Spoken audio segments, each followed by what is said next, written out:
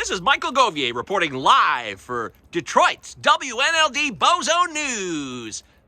Currently live in Westland, and the snow continues to tumble just after 5 p.m. Eastern Time. There is likely no letting up, as we can expect this storm to continue throughout the night into Thursday. The good news is the locals here in Westland are very confident. They trust their public officials implicitly and have no doubt that should any emergencies or crises befall them because of this storm, that their local government officials will protect them, preserve them, and provide them with everything they need so that they can get back on their feet. Yeah, public trust has never been higher here in Southeast Michigan. That's it from Westland. This is Michael Govier reporting live for WNLD Detroit Bozo News. Now back to you, Frank.